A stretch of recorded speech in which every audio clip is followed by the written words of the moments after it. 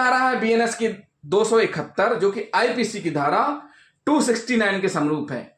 BNS की धारा 271 जो कि आईपीसी की धारा 269 के समरूप है।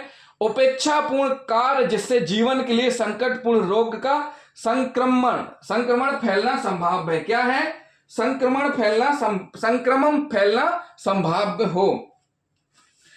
इस धारा का मुख्य उद्देश्य लोगों को ऐसे कार्य करने से रोकना है जिनके कारण संक्रामक रोगों के फैलने की संभावना रहती है, क्योंकि समाज में स्वास्थ्य सुरक्षा बनाए रखना प्रत्येक कल्याणकारी राज्य का परम कर्तव्य है।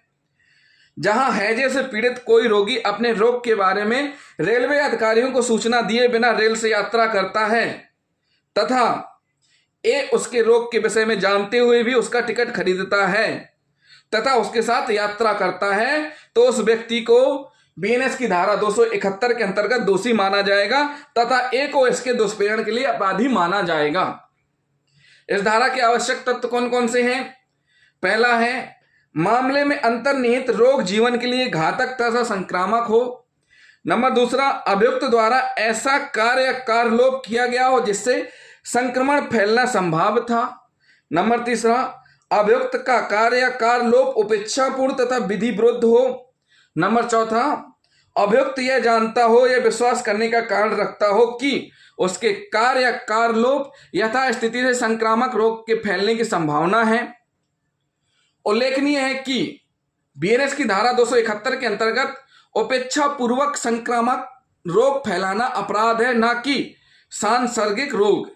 अतः इस संदर्भ में संक्रामक रोग इन्फेक्शन डिसीज तथा सांसर्गिक रोग में विभेद करना आवश्यक है। संक्रामक रोग के कीटाणु वायुमंडल के माध्यम से अन्य लोगों में रोग फैलाते हैं, अतः इस रोग के लिए किसी व्यक्ति का रोगी व्यक्ति के संपर्क में आना आवश्यक नहीं है, जैसे अभी कोविड के समय हुआ था, हैजा, प्लेग आदि। परंतु सांसर्गिक रोग तभी फैलता है जब कोई व्यक्ति रोगी के संपर्क या संसर्ग में आया, उदाहरण सिफिलिस तथा अन्य गुप्त रोग।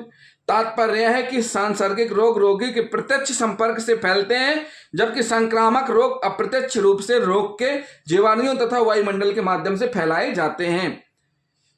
तो साथियों, ये क्या होगा यदि कोई वेश्या अपने किसी गुप्त रोग को अपने ग्राहक से छिपाए तथा उसे संभोग करने दे और इसके कारण उस व्यक्ति को सांसर्गिक रोग हो जाए, तो उसे इस धारा के अंतर्गत दोष सिद्ध नहीं किया जा सकेगा।